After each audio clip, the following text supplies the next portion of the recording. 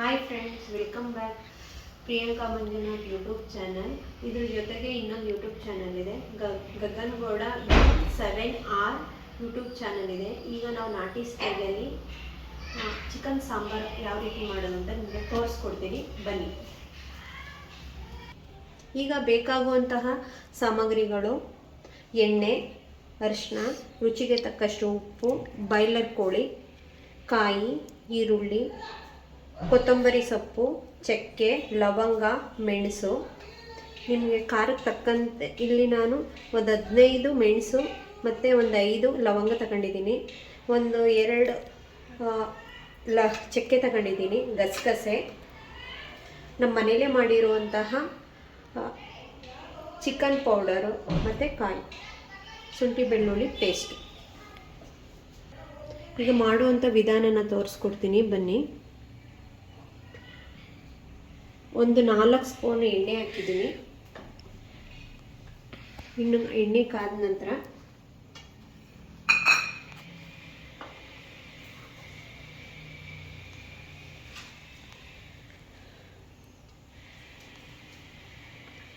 ಈರುಳ್ಳಿ,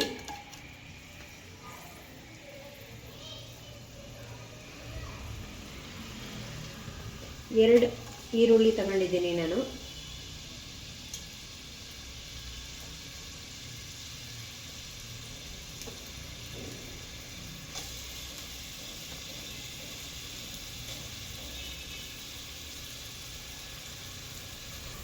ಈ ಥರ ಫ್ರೈ ಆದಮೇಲೆ ಒಂದು ಸೈಡ್ಗೆ ಎತ್ತಿಟ್ಕೊಳ್ಳಿ.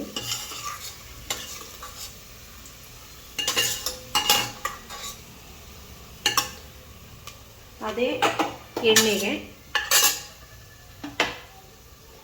ಚಿಕನ್ ಹಾಕೊಳ್ಳಿ.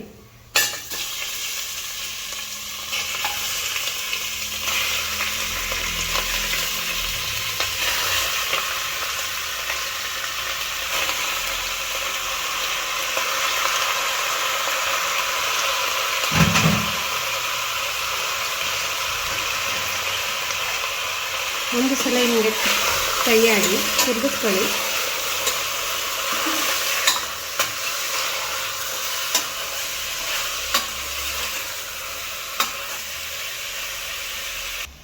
ಫಸ್ಟು ಚಕ್ಕೆ, ಲವಂಗ ಮತ್ತು ಗಸಗಸೆ ಎಲ್ಲನೂ ಹಾಕ್ಕೊಂಡು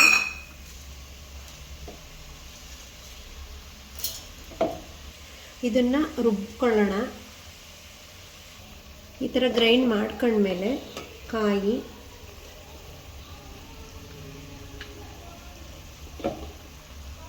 ಶುಂಠಿ ಬೆಳ್ಳುಳ್ಳಿ ಪೇಸ್ಟು,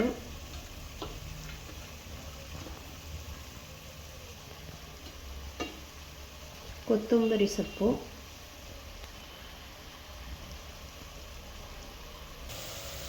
ರುಚಿಗೆ ತಕ್ಕಷ್ಟು ಉಪ್ಪು ಹಾಕ್ಕೊಂಡು ಇನ್ನೂ ಒಂದು ಸ್ವಲ್ಪ ಹೊತ್ತು, ಒಂದು 5 ನಿಮಿಷ ಬೇಯಿಸ್ಕೊಳ್ಳಿ. ಈ ಥರ ನೀರೆಲ್ಲ ಸುಂಡಿದ ಮೇಲೆ ಚಿಟಪಟ ಅಂತ ಸೌಂಡ್ ಬರುವಾಗ ನೀವು ಆಡಿಸ್ಕೊಂಡಿರೋಂತಹ ಮಸಾಲೆನ ಹಾಕ್ಕೊಳ್ಬೇಕು. ಇದನ್ನು ಸಣ್ಣ ಉರಿಲಿ ಚೆನ್ನಾಗಿ ಮಸಾಲೆ ಬೇಯಿಸ್ಕೊಳ್ಬೇಕು. ಎಣ್ಣೆ ಎಲ್ಲ ಮೇಲ್ಗಡೆ ತೇಲ್ ಬರೋ ರೀತಿಯಲ್ಲಿ ಮಾಡ್ಕೋಬೇಕು.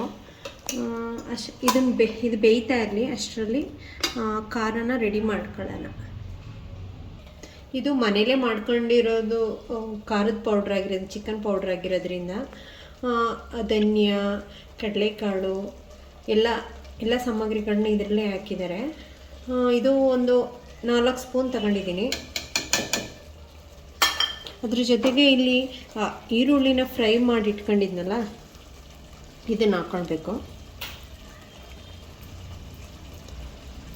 ಇದನ್ನು ಹಾಕ್ಕೊಂಡು ಗ್ರೈಂಡ್ ಮಾಡ್ಕೋಬೇಕು. ಈ ರೀತಿ ಎಣ್ಣೆ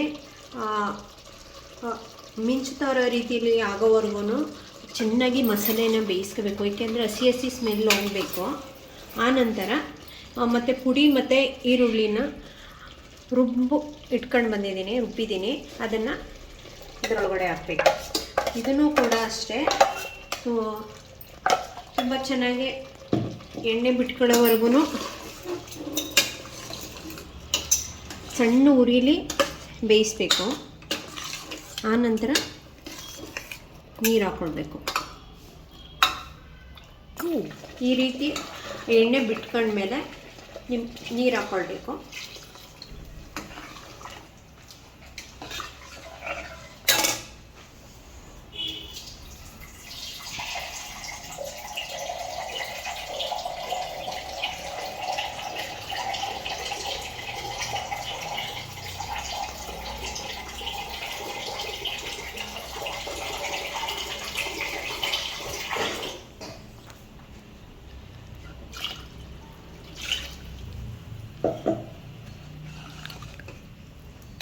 ಈ ರೀತಿ ನೀರು ಹಾಕ್ಕೊಂಡ್ಮೇಲೆ ಒಂದು ಸ್ವಲ್ಪ ಹೊತ್ತು ಬೇಯಕ್ಕೆ ಬಿಡೋಣ.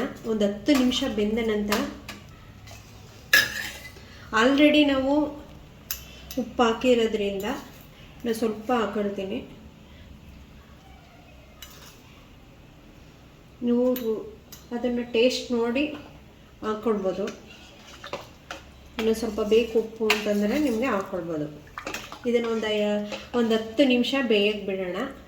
ಆನಂತರ ಪ್ಲೇಟ್ ಮುಚ್ಚಿ ಈಗ 10 ನಿಮಿಷ ಬೇಯಕ್ಕೆ ಬಿಡೋಣ.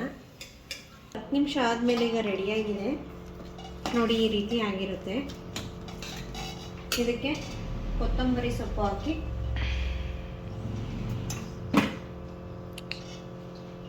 ಗ್ಯಾಸ್ನ ಆಫ್ ಮಾಡಿ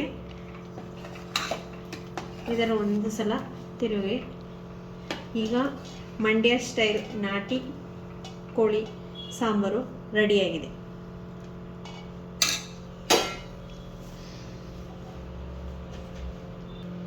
ಈಗ ರೆಡಿಯಾಗಿದೆ ನೋಡಿ. ಗಗನ್ ಹೇಗಿದೆ ಚಿಕನ್ ಸಾಂಬಾರು? ತಿಂದ್ಕೊಳ್ತೀನಿ.